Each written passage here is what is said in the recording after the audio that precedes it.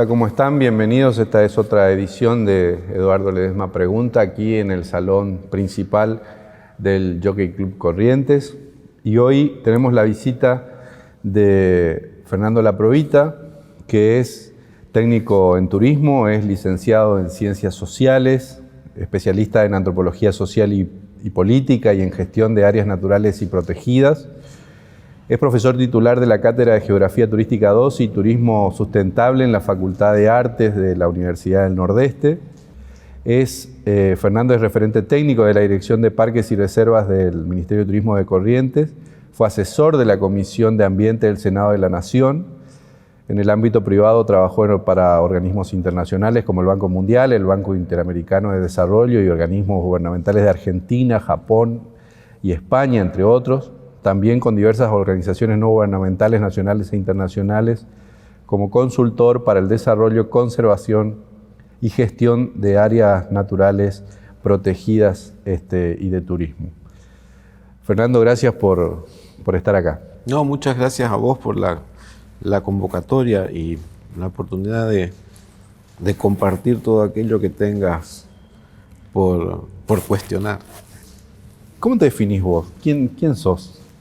Qué buena pregunta. Indefectiblemente me viene a la memoria cuando escucho esa pregunta Douglas Tompkins.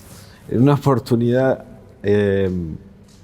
habíamos estado participando en un reportaje y un periodista en la ciudad de Mercedes le pregunta ¿cómo se define? Y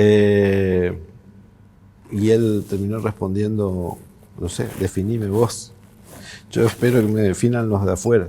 Yo no soy quien todavía para eso. La verdad que me quedó, que resultó como gracioso, ¿no? Pero en el fondo tenía como algo muy fuerte y algo que me quedó impregnado. Y de alguna manera hoy siento lo mismo, hoy pienso lo mismo. Yo soy en todo caso alguien que se encuentra absoluta y totalmente consagrado a la conservación de nuestro patrimonio, el patrimonio de todos, que antepone eso por sobre cualquier otra cosa. Naturalmente que está vinculado a mi profesión, como sociólogo, como turistólogo, y que se antepone, insisto, ante cualquier otro tipo de interés o cosa que pueda llegar a alterar esta vocación. Sos autor de diversos planes de gestión y planes operativos de áreas naturales protegidas provinciales y del exterior, ¿no? Pero así dicho, planes de gestión... ¿qué sí, es una cosa media rara, claro, ¿no? Como ¿qué muy... es eso? Las áreas naturales protegidas, es una denominación genérica que reciben los parques, las reservas u otros sitios que son declarados como tales para su conservación, su preservación a perpetuidad, ¿sí? Con la intención de que todos los servicios ecosistémicos que se generan en ese lugar, y con esto quiero decir todos los valores ambientales, naturales, de todos los tipos físicos, químicos, lo que hacen a su biodiversidad. Y en todo esto, incluyendo al hombre, incluyendo sus valores culturales, lo que fue en algún tiempo ese lugar, sea preservado del mismo modo en cómo se preserva, cómo se trabaja en la gestión del manejo de ese lugar. Pero eso, digamos que necesariamente se hace de un modo profesional. Claro. Hay que entender que la conservación ya no es solamente hoy un cúmulo de voluntades. Claro, de buena voluntad. Exacto. ¿No? La conservación hay que entenderla también como una tecnología. Es una tecnología, cosa que acá en la provincia de Corrientes se está demostrando de que tiene incluso hasta utilidades y hasta instrumentalidad de orden económico. Claro. Lo que quiero significar es que genera beneficios, no solamente materiales, no solamente tipo monetario, sino beneficios de tipo social. Que los más importantes son los intangibles. Exactamente, ¿no? Exactamente. Porque permite que las poblaciones vecinas a las áreas protegidas se empoderen de las mismas, participen de la gestión y se hagan responsables de lo que en definitiva es suyo. Claro. Porque el destino quiso de que ellos tuvieran la responsabilidad sobre eso. Y en ese sentido, los planes de gestión lo que hacen es ordenar un trabajo en un plazo determinado. En lo que hace a la gestión propiamente dicha, a lo que hace el manejo específico del sitio, la zonificación, porque no toda el área protegida está ordenada de una manera determinada, y por supuesto a lo que hace al trabajo de los profesionales que allí están instalados. En este caso me refiero a los guardaparques. Claro. A propósito, fuiste creador y gestor de los programas de formación de intérpretes de patrimonio ahí en la cuenca de Liberá y en otros ámbitos del país y también del exterior, ¿no? Y ahí, ¿cuál fue tu aporte? ¿Qué significa esto, ¿no? ¿O qué es lo que hay que dar como herramienta para los intérpretes y guardianes después, ¿no? de un determinado patrimonio? Y en particular de Liberá, ¿no? Esto se puede decir que fue una tarea titánica, que no fue producto de la improvisación, sino que surge hace ya casi 20 años y se trabajó durante más de 4 años y más también en cada una de las localidades más destacadas en materia turística respecto o en su vínculo con el Liberá. Me refiero a Carlos Pellegrini, Concepción del Yaguareté Corá e Ituzaingó. Esto nació en un principio como una idea un tanto alocada. Yo venía de vivir muchos años en Patagonia con un desarrollo turístico muy marcado, claro. Obviamente estamos hablando de principio del nuevo milenio. Y yo veía de alguna manera que a través del desarrollo de las capacidades y competencias locales era el camino más adecuado para poder lograr sustentabilidad futuro en el desarrollo turístico. Lo que quiero decir es que, o una manera mucho más fácil de decir, no teníamos plata, no teníamos manera de invertir, no teníamos recursos más que los necesarios, en este caso de parte del Estado provincial, que era el quien soportaba este trabajo mío en un primer momento. Pero lo más importante es que nadie confiaba en esto. Claro. Porque era una cosa, insisto, teórica, digamos, que en el marco teórico quedaba bastante bien, pero no resultaba de una experiencia. Claro. Sino era algo que yo lo estaba viendo de una a un promesa, plazo. Digamos, ¿no? Exactamente. Tuve la apoyatura, tengo que destacarlo, la única apoyatura que tuve fue del actual director de Parques y Reservas, el doctor Vicente Fraga, quien me dice, yo creo en este proyecto y yo te voy a acompañar. De esa manera pudimos empezar a trabajar en Colonia Carlos Pellegrini. Luego de eso, luego del mecenazgo de Fraga, a través de la Dirección de Parques, en ese tiempo todavía era subdirección de Parques, quienes creyeron en el proyecto fueron justamente Conservation Land Trust, la organización de Douglas Tompkins, que bueno, ahí sí encontramos un método de financiamiento que nos permitió avanzar a pasos agigantados y consolidar ese grupo con el que habíamos empezado a trabajar entre el año 2003 y 2004. Naturalmente que los resultados empezaron a florecer. Claro. Porque lo que poníamos en valor era el capital más importante que tenemos todos, que son nuestras capacidades intelectuales. No hay capital más importante que este, y por el otro lado, ningún capital más fácil y barato para poder adquirirlo. Porque estábamos hablando pensando en el desarrollo local, bueno, ¿cómo hacemos para motorizar estas competencias? Sin los recursos, sin los capitales necesarios para poder hacerlo. Y esta fue una manera muy rápida, muy fácil, que costó, por supuesto, porque estábamos formando. Claro. ¿No? Que hay una diferencia muy grande cuando capacitamos. Cuando formamos, estamos formando, estamos partiendo desde el punto cero y, a su vez, transmitir y permitir la interpretación de qué era lo que estábamos pretendiendo en aquel momento. Claro. Que se formaran de modo tal que adquirieran estas habilidades y luego poder tender a compartir con el visitante. Claro. Bueno, vos sos autor de libros y publicaciones científicas y periodísticas sobre la interpretación del patrimonio biocultural y la historia de la conservación en Corrientes. Uno de ellos es este libro que está acá, que es la Historias de Liberá. Bueno, y ahí hay también un despliegue de conocimiento, un despliegue histórico, sociológico, antropológico, político, en un librito bastante condensado. Y bueno, pero básicamente ahí hay mucho amor por el lugar, ¿no? Bueno, yo creo que soy un convencido más allá de que la posición del científico tiene que está dada en el mantenimiento De de la cierta objetividad distancia. por sobre todas las cosas. A nosotros, en el plano de las ciencias sociales, se nos complica mucho la distancia con nuestro objeto de estudio.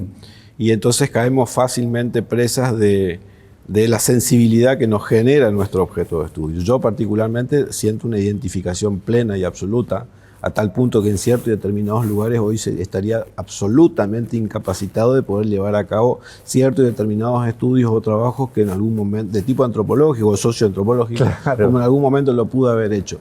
Y no me refiero únicamente a algún pueblo, sino estoy hablando de ciertos y determinados parajes y ver adentro. Lo que nos quita de que siga empujando, impulsando y sosteniendo cuanto proyecto esté Claro. dando vuelta en ese sentido. Sí, hay un trabajo de varios años, más allá de que, como bien decís, hay una condensación y un trabajo de síntesis que lo tratamos de compactar de esa manera para que sea entendible o lo más llevadero para el lector. Está pensado sobre todo para el visitante y que Claro. pueda interpretar de que Liberá es un proceso que determina una construcción social determinada sobre este espacio tan caro a nuestros sentimientos como correntinos. Y bueno, y por eso es que se vincula con todos estos aspectos antropológicos como vos bien mencionás. Vos dictaste cursos, seminarios, talleres académicos y no formales relacionados a la conservación del patrimonio, la educación ambiental y a la gestión de las áreas naturales, ¿no? Y estas cuestiones en distintos lugares de la Argentina y también de países de Latinoamérica. ¿Cómo estamos nosotros en Corrientes con estos asuntos? Estamos más que bien. Esa es la respuesta de una que se puede generar. Estamos más que bien y hoy me atrevo a decir de que la provincia de Corrientes ha marcado un posicionamiento realmente, ¿por qué no decirlo?, envidiable respecto de los sistemas de áreas protegidas a nivel provincial. Años atrás nosotros mirábamos a la provincia de Misiones, por ejemplo, como un ideal que alguna vez podríamos llegar a alcanzar. Y sin embargo, hoy sucede exactamente al revés. Las provincias de Misiones y Corrientes son aquellas que han consolidado sus propios sistemas de áreas protegidas, con cuerpos de guardaparques profesionales y un manejo también profesional de la gestión. Pues hoy sucede esto que te decía, que se mira al revés. Desde la provincia de Misiones nos ven a nosotros que cómo hemos logrado generar ese tipo de avance. Y lo hemos hecho a través de la consagración de ciertos y determinados profesionales al trabajo intenso y fundamentalmente al estudio y a la preparación. Ahora, si me preguntás cuánto nos falta muchísimo. Nos falta mucho y nos va a seguir faltando siempre, porque esto es un trabajo continuo, de mejoramiento continuo, porque estamos gestionando el patrimonio natural y el patrimonio cultural. Pero lo que pasa es que hay algo, me parece, distintivo en relación a lo que decís, es que lo que hacen ustedes ahora se ve y se valora, ¿no? Que es un punto muy importante también para poder sostener y apoyar en el tiempo todo esto, ¿no? Bueno, el gran problema con eso es que lo que se ve pareciera ser que resulta del trabajo relativamente nuevo o que se diera en los últimos años. El trabajo en conservación lleva no menos de 20 años para lograr ver efectos, Claro. sobre todo cuando hablamos de restauración de hábitats, Claro. cuando hablamos de restauración de la naturaleza en general y cuando involucramos a las personas en la gestión de la conservación. Claro. Entonces 20 años para un proyecto, por ejemplo, de tipo político, Claro, es muchísimo, ¿no? es muchísimo. O sea, no cabe en la escala mental las proyecciones a 20 años. Entonces eso únicamente se puede pensar de modo profesional y poder trabajar para que eso finalmente se vaya Claro. imponiendo con el tiempo. Porque lo que vemos hoy, por ejemplo, en Ibera, es el producto de más de 35 años de trabajo. La reserva se crea en 1983. Pero no te me adelantes.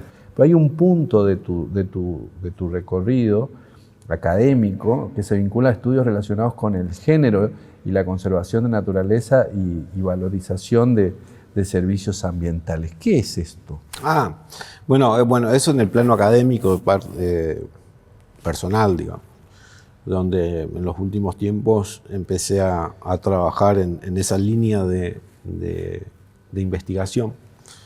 porque en primer lugar me llama poderosamente la atención, siempre me llamó la atención, no es una cuestión nueva, feminista si se quiere, o que están en boga hoy tenemos, sino siempre me llamó la atención que cómo se partía, porque ya podemos hablar de un pasado, el trabajo de gestión en las áreas protegidas. Los hombres para una actividad y las mujeres para otra. Y a mí eso me generó muchísimos problemas, porque una de mis especialidades es la interpretación y la educación ambiental. Históricamente la interpretación y la educación ambiental fueron trabajos de mujeres en las áreas protegidas.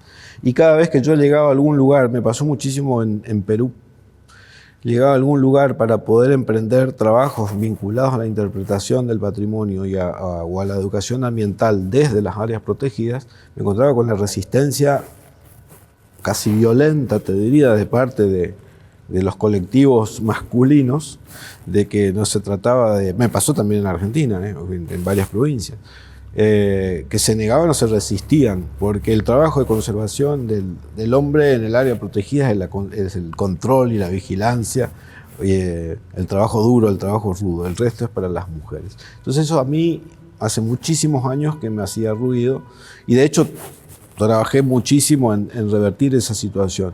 En efecto, en la provincia de Misiones trabajamos específicamente para revertir esos roles, para que lograron posicionar a la mujer en igualdad de condiciones en el trabajo masculino. Por ejemplo, la provincia de Misiones tiene muchísimos problemas de furtivismo, de caza. Entonces las tareas de control y de fiscalización que hacen hacia el interior de la selva se hace de un modo casi militarizado. En esas tareas las mujeres no participaban. Hoy se puede decir que están presentes, son activas y siguen liderando los procesos que se generan de educación ambiental. Entonces está claro de que son buenos avances, pero hay muchísimos pasos por dar todavía en ese sentido. Y es un nicho a ser aprovechado, y que recién en estos últimos años se viene generando el espacio para poder abordarlo académicamente, para poder abordarlo socialmente y políticamente, porque hay que reconocer, quienes estamos en la gestión de áreas protegidas no le damos la importancia y trascendencia política que amerita la cuestión. Ahora sí, Fernando, ¿qué es el Libera?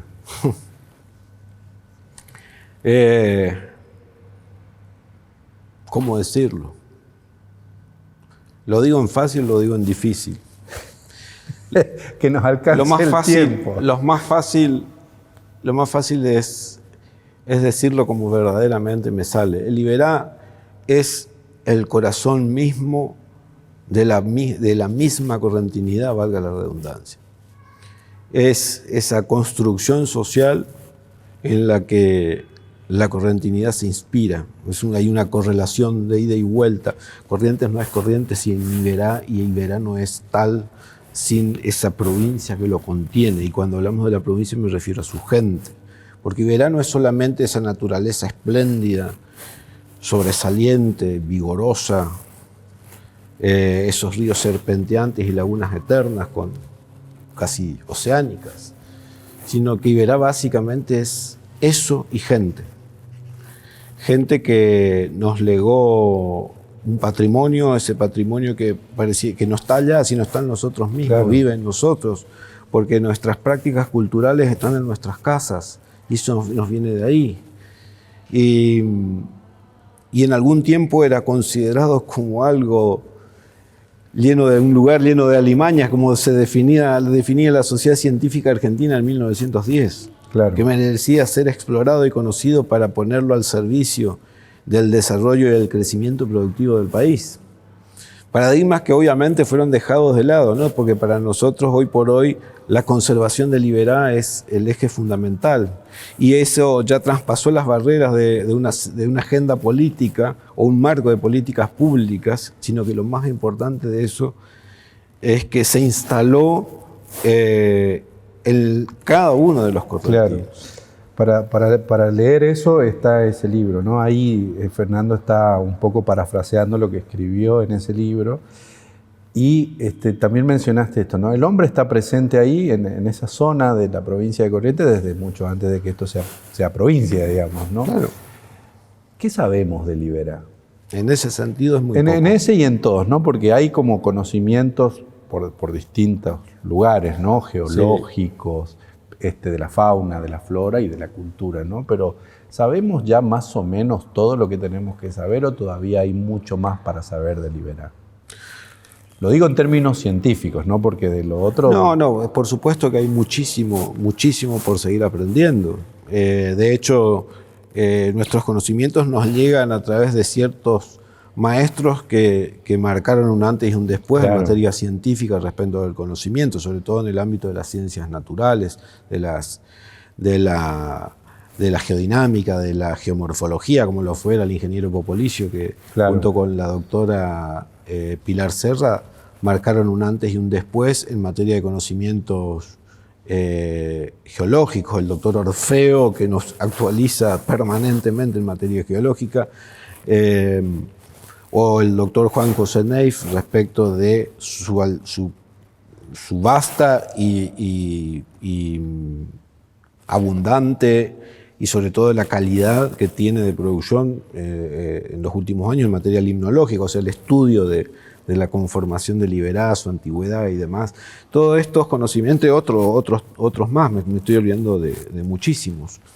Pero marco a estos como maestros, ¿no? Claro. Que son los libros de referencia y de cabecera, y que de ahí se desprende una red que por suerte se va expandiendo cada vez más. En este sentido destaco a la universidad. La universidad ha desarrollado en los últimos años el famoso proyecto Iberá +10, que ha generado también una innumerable producción científica al respecto, que nos ha puesto a la vanguardia en eso.